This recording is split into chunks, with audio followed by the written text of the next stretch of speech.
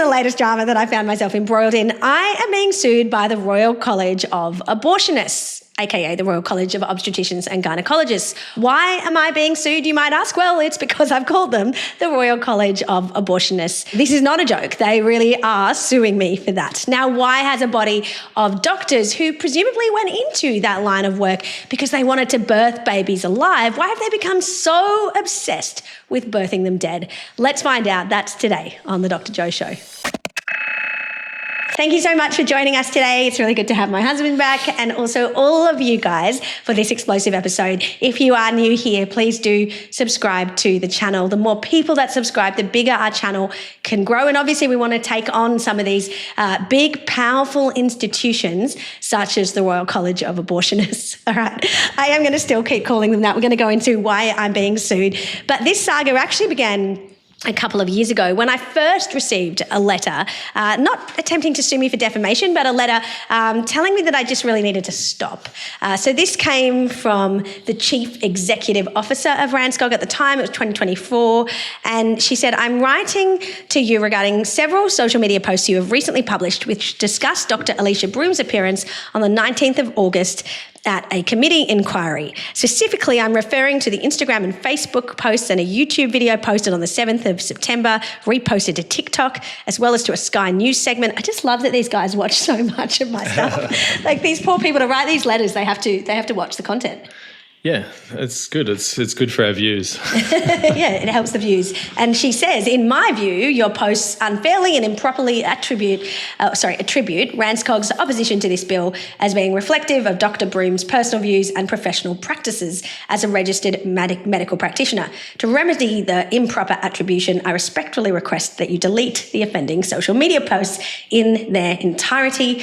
Dr. Broom spoke at the hearing as RANZCOG's authorised representative in her capacity as a RANZCOG counsellor.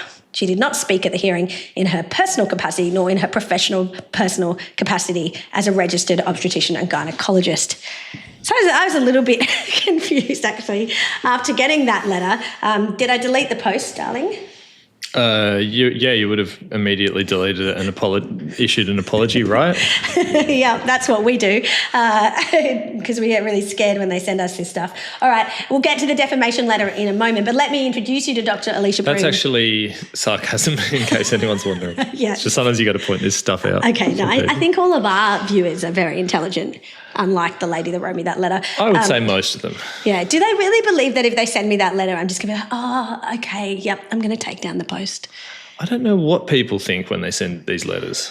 They still persist on sending me letters. I don't know why they do it. Yeah, the only thing they manage to achieve is giving us extra episodes for the Dr. Joe Show. Yeah. That's literally all. It's super helpful. I hope they keep sending letters. Okay, this is Dr. Alicia Broom, and this is the video they're talking about. We should be really clear that babies born alive at these gestations, say 16 to 22 weeks, resulting from an abortion is not a failed abortion. It's not an unintended, unexpected consequence. We know that these babies will be born alive, but they're pre-viable. This is existing practice. This is what happens. Now, this was all in the abstract until today, when I released the photo of baby Samuel, a Queensland baby at 16 weeks, induced alive, born sucking his thumb, just lying there on a white tissue, waiting to die, wondering what the heck is going on. And she calls this healthcare. She gets paid over $200,000 to do this. So why has RANZCOG written me that letter in 2024 demanding that I take these videos down of Alicia Broom? Well, they're saying that she's a representative of RANZCOG and you're making this about Dr. Alicia Broom. That's what they're saying. So they're saying don't be mean to Dr. Alicia because we're the actual ones who are proudly birthing children alive and then leaving them to die. Yeah. It's not her fault. She's just following orders. Like, she's the monster that literally gets in front of a Senate inquiry and says, oh, people think this is an unintended outcome, that these babies survive their abortion and are then left to die. That's intended. They're pre-viable. Yeah. And then you show Samuel's face and you realise how barbaric not only Dr. Alicia Broom is because she's an abortionist, but you also realise how barbaric RANZCOG is to be advocating for this. So just to be clear, they're running cover for Dr. Alicia Broom by saying she's just a representative of us. Yeah. And so, but like she's on board with it, right? Yeah. Yeah. In her personal, like she actually is involved in some way. Or? Yeah, in her personal and professional capacities, she is an abortionist and an apologist. So she actually does this as well as being an apologist. Yeah. Wow. And then she's obviously RANZCOG's spokesperson for abortion up to birth and leaving babies to die. So this letter, when I got this letter, I just basically did this. Like it's. Hey, well, we need that for the show, please. Restrain yourself, Dr. Joe. But we've got a new letter. Don't get too focused. Okay. Because we are getting sued. We're getting sued. But just, that is exciting. But just before we move on to that fun new news. It's always fun in the Howe household. It is. It's funny that they're trying to run this she's just following orders line because... We put that one to bed during the Nuremberg trials. Yeah. Like there were these people who, high-ranking bureaucrats and officials who would say things like, "Well, I'm not actually a member of the Nazi Party. I'm not involved in designing this policy. I'm just a guy with a job, and I was given the order to arrange for." Gas canisters to be delivered and trucks to, and trains to bring Jews into the death camps. And what the trial found was that you don't get to say, I'm just following orders. Like people have their own freedom to make their own decisions. And so if you were involved in mass murder, then you were what they called a desk murderer. So it was like, yes, you're not out there loading the gas canisters, but in terms of your actual personal culpability, you're absolutely no different. And so they were prosecuted for mass murder in the same way as the people who saw themselves to be more actively involved. And so for RANZCOG to try and run that defence, following on from the Nuremberg trials, I think is a bit rich. We've already put that one to bed. So. Yeah. That's why I threw it away because it honestly that wasn't even a threatened lawsuit. That was just like a letter. Can you please take your video down? Like with the expectation that you are some kind of a reasonable person. I'm not going to take a video down. Are they stupid? Yeah, it takes a lot to take a video down. It's pretty much never happened. Yeah. I'd have to have got it wrong, I think, essentially. Because I had like a booger or something in your nose. Someone pointed that one out to you. If RANZCOG pointed that one out to you, they might get a win. Right? All right. Okay, let's watch the next video that this time I'm now being sued for defamation. We received a letter on the 4th of June from Griffin Legal, from a partner there. They're suing us for defamation. We'll play the video in a second, but they're saying that... on the 26th of May, you made comments about our client in a video posted to your public social media channels, including Instagram, TikTok, X, and YouTube. Given the nature of the publication amounts to multiple publications, the relevant jurisdiction to where the harm is caused by the publication has its closest connection being the state of Victoria. I guess if I was trying to try and sue me, I would also sue me in the state of Victoria. Like that's probably where the most leftist judges in the country are. Yeah. So it's still a bit of a it's still a little bit of a stretch though to say, it's basically all just happening in Victoria. It's like, why Victoria? Yeah. All right. Certainly not where you get the majority of your views. No, of course not. Strange. All right, let's watch the video.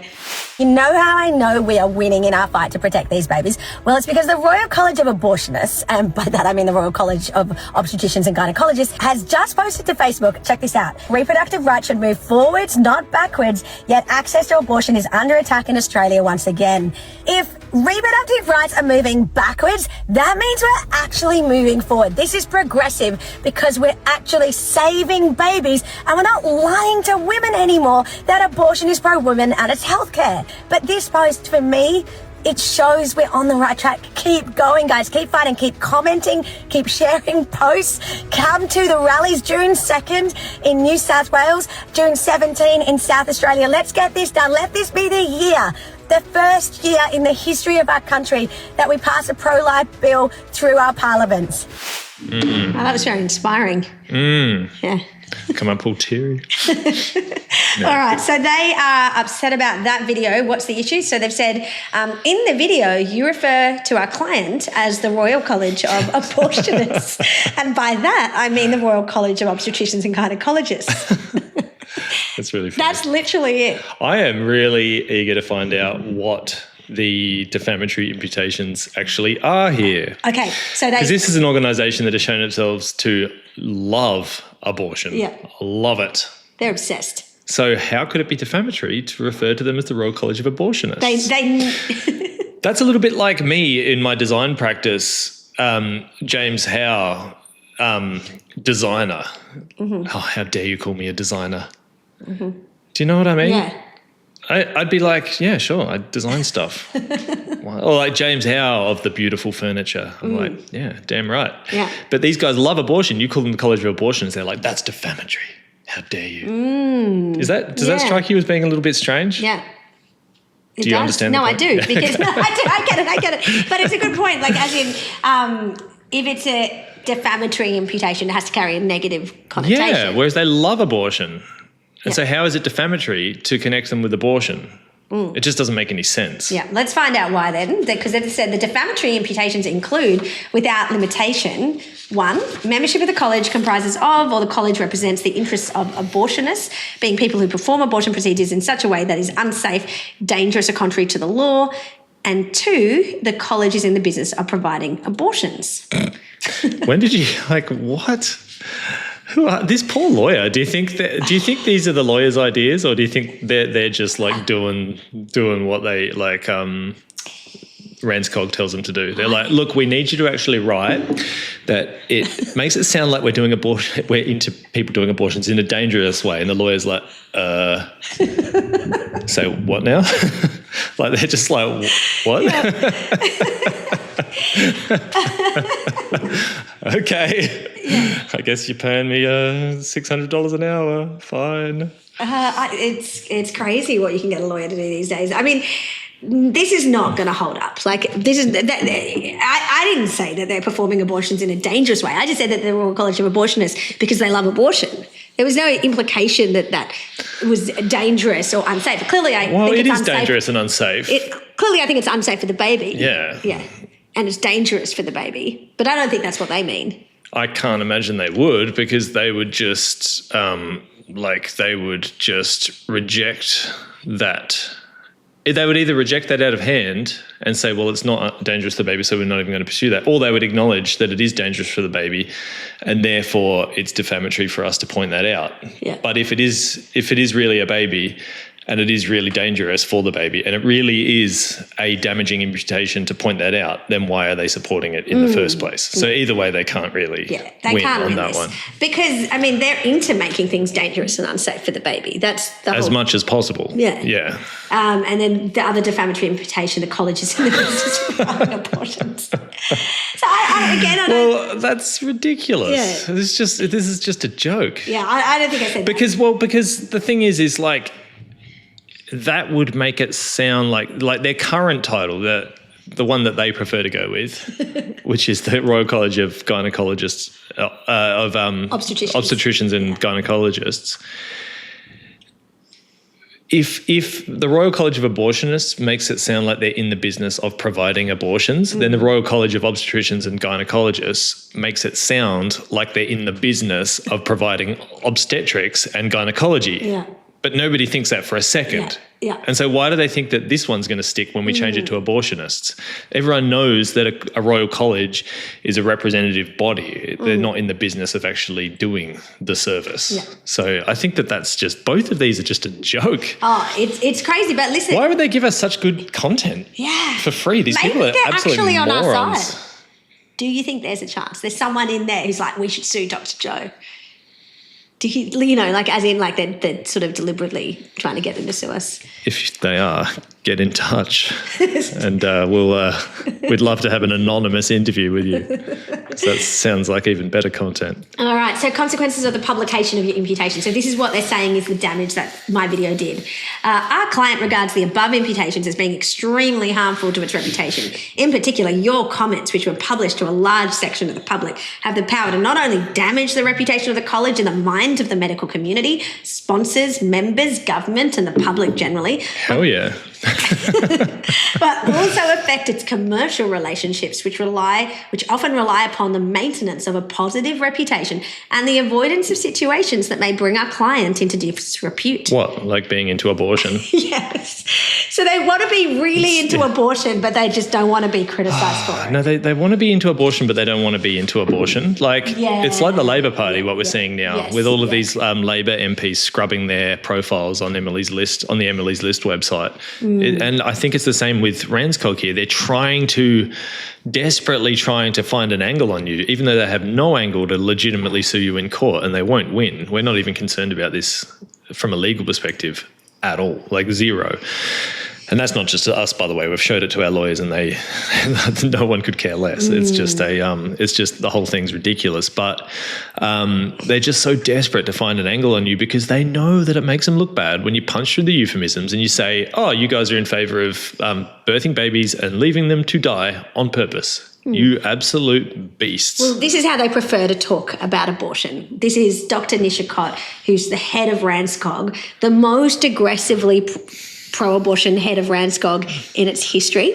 And she's taken it to a whole new era on this issue, which we'll talk about in a moment. But talking about the way that she speaks and how they prefer to speak about it, this video exemplifies that.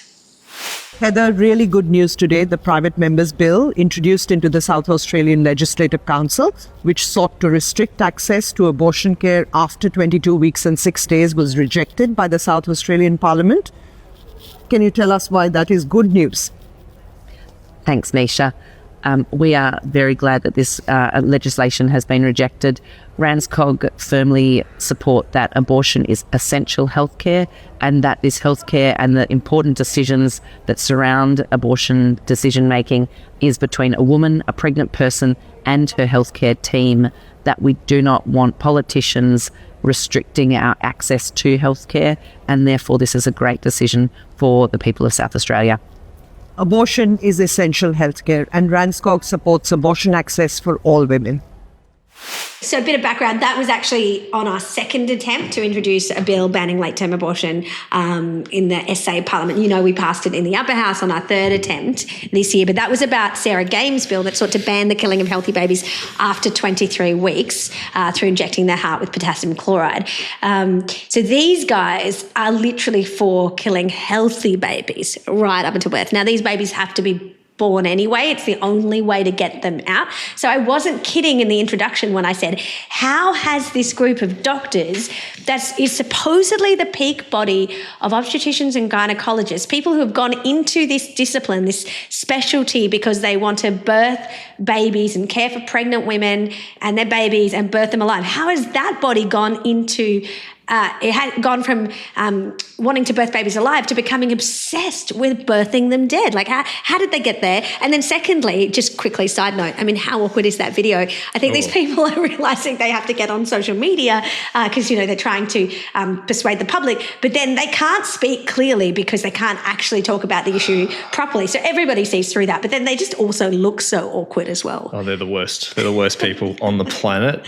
Yeah. No, not even close. But then, like, I feel like the way that they design their speeches is they just write down like every abortion euphemism, cut up into individual words, put them in a sack, shake it, and then just pull them out and just like lay them out on the table at random.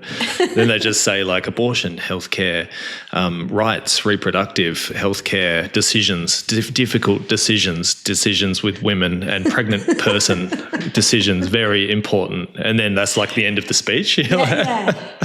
Well, these guys are so radical that not only do they want to kill babies right up until birth, but they also want to force doctors to be involved in it. They want hospitals to not have institutional conscientious objection.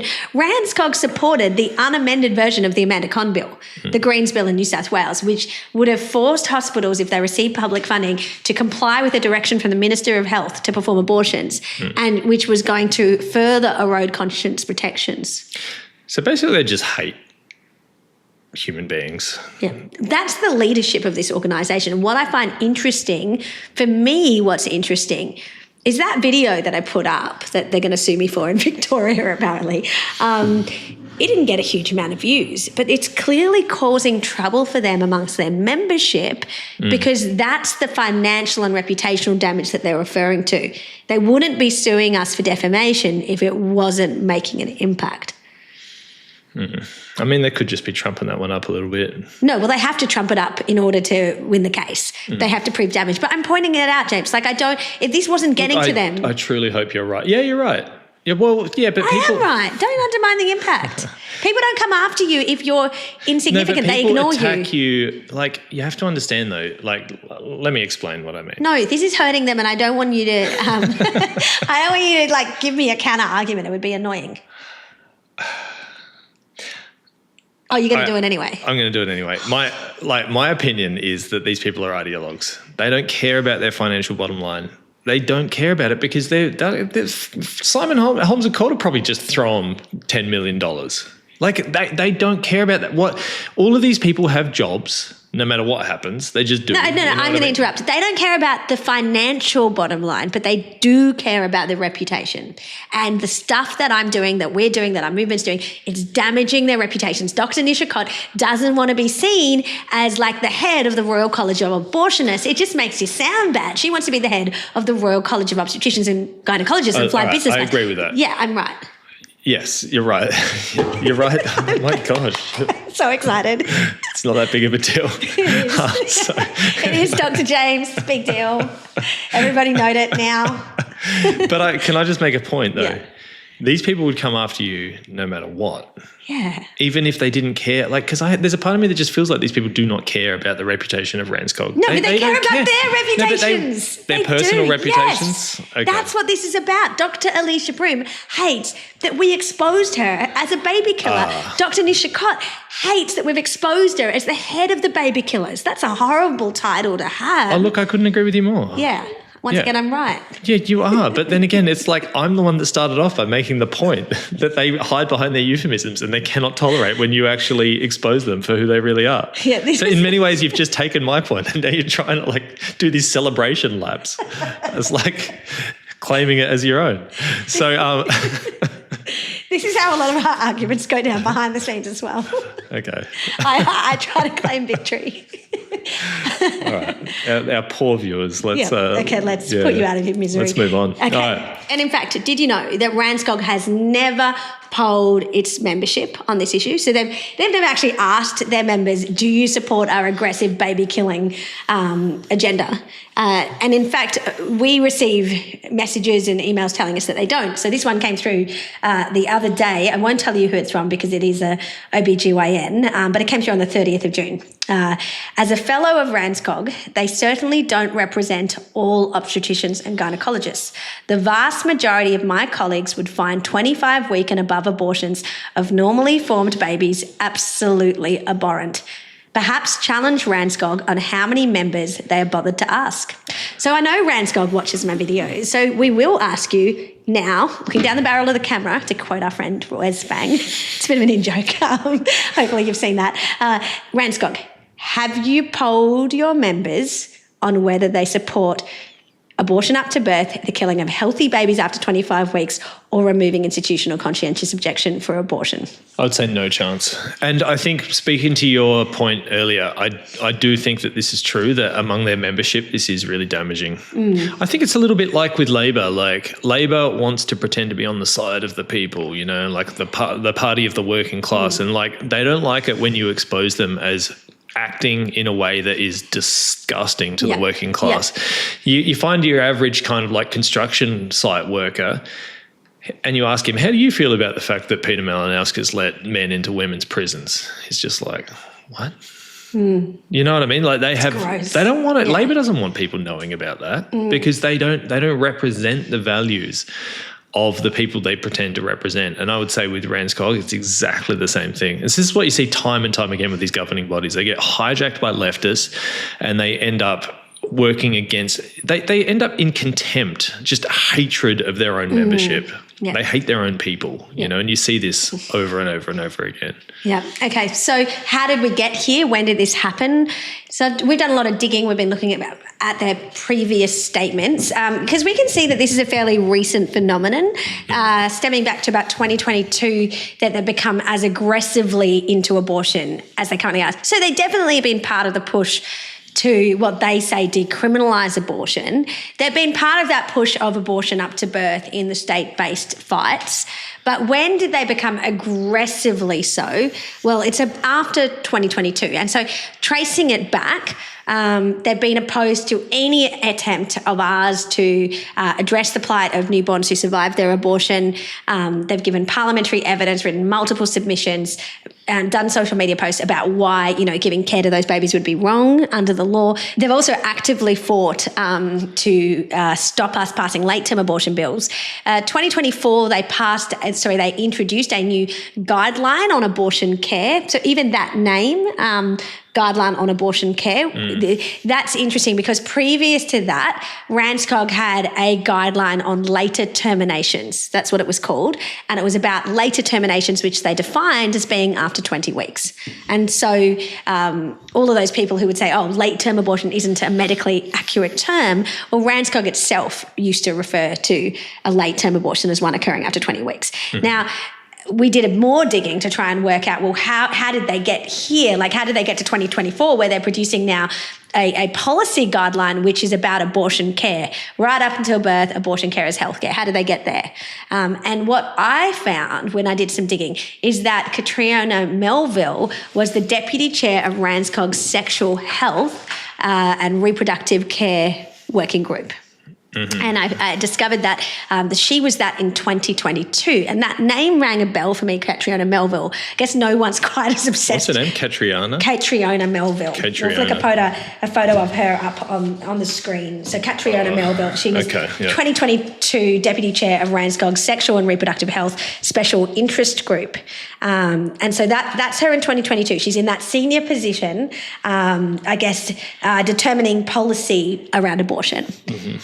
But I remembered that I'd read an article by Tori Shepherd, our famous abortion activist friend who pretends to be a journalist. She had written a bill about George Christensen's bill, which was a Born Alive bill, a federal bill to protect babies who survived their abortion. And she'd written that article in 2021 and she'd called it, "This is a Bill About a Myth." And I remembered the fact that this woman, Catriona Melville, was in that article and I didn't think she worked for RANZCOG. So I went back to that article just for this episode and I can see that, in fact, she was the one who told Tori Shepherd, "This is a bill about a myth. Babies do not survive their abortion and are left to die." And in the article, she's quoted as a director of Marie Stopes International, so one of the biggest murder clinics or businesses, corporations in the world. So she's a paid-up representative for Marie Stopes International. She moves across to RANZCOG to chair their abortion working group, deputy chair. And then, by 2024, RANZCOG has an aggressively pro-abortion guideline. And by 2025, with Dr. Nisha Kott now appointed as president in 2025, and she's the woman, the Indian woman from the video that you saw there, she's now the president and she is pushing abortion wherever she can, but she doesn't like it being exposed, which is why she's suing us for calling her the head of the Royal College of Abortionists. So is she still involved, Catriona Melville? I don't know, but the legacy of her work is still involved today. So I haven't been able to find out that she is, but I can see that this is a turning point. 2022 is a turning point in terms of how aggressive RANZCOG gets publicly about abortion. Like, they've now become so aggressive that there's nothing that the Greens would propose on abortion that they wouldn't support. Yeah. And that wasn't where they were. And they are so aggressive about it, but they can't have it exposed.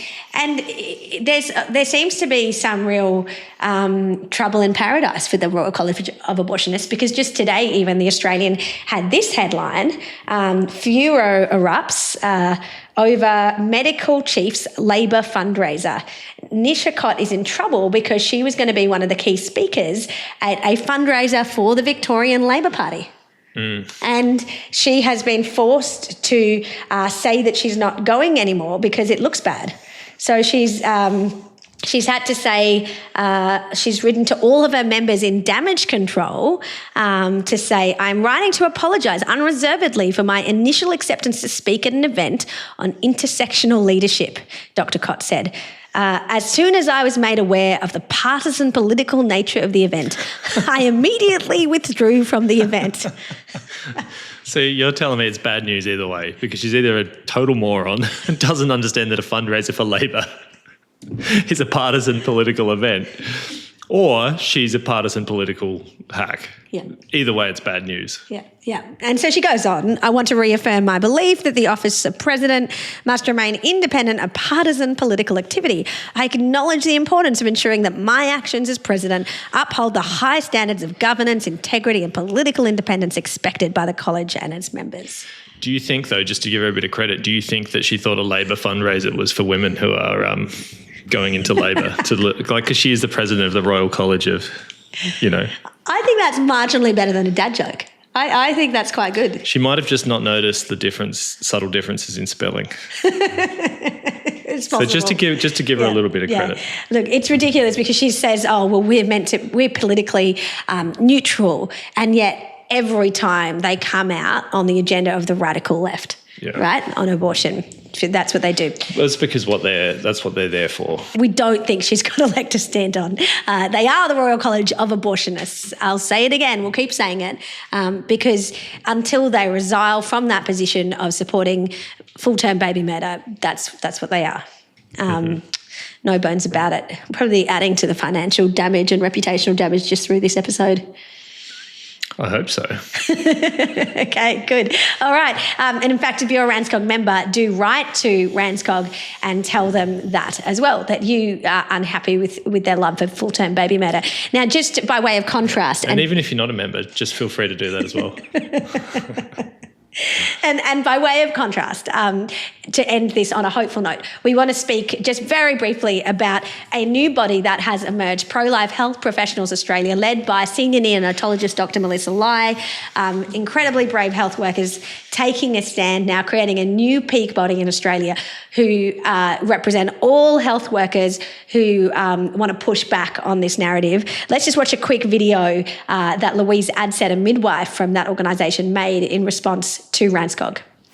What is most disturbing is the extent to which RANZCOG now appears to be willing to abandon the foundational principles of medicine in order to defend the contradiction. Healthcare was built upon healing, preservation of life, relieving of suffering, and protecting vulnerable patients, not intentionally ending viable human life while rebranding it as compassion and progressive healthcare. A medical college loses its ethical credibility when it celebrates the survival of a 25-week premature infant in one ward while defending the deliberate destruction of a 25-week unborn child in another, and then insists there's no contradiction between the two. This is not evidence-based consistency. It is ideology overriding biology, ethics, and the very foundations of medicine itself. Great points there by Louise Adsett. So if you're not following Pro-Life Health Professionals on Instagram, Facebook, YouTube, TikTok, I think these guys are even on, and also you can sign up as a supporter on phpa.life. We'll put those links in the description. They need to be supported because what you can see is, Marie Stopes International made a deliberate attempt to infiltrate these peak bodies potentially, like with Katrina Melville going over to RANZCOG and then RANZCOG changing its stand on this. You can see that these peak bodies have been infiltrated by people that love killing babies. We either take those organisations back or we create our own ones. And if we do create our own ones, then they need to be as big as we possibly can make them. So donate to PHPA, support them, join them, because these health workers are literally putting everything on the line to do this. Yeah. And Louise Adsett is one of the people who flushed Alicia Broom out in the first place, isn't she, and RANZCOG, because she actually blew the whistle on babies being born alive and left to die. And as a result, she's lost her job. Well, she's found that things have got very, very hard for Louise. Yeah, very, very hard. And she's so incredibly brave. You can watch the interview that I did with her recently. We'll put that in the show notes as well. All right, thank you for watching. Thank you, darling, for joining us today. Very manly of you to concede that I won that argument. Well, I sort of went back on that a little bit. And if you are new here, if you watch to the end and you haven't subscribed, this is the time. You've got to subscribe. And please do become a member of the channel, because the more people that are members, the bigger our channel not grows, but I guess is financially supported by you guys. All right. Thank you for watching. That's today on The Dr. Jo Show.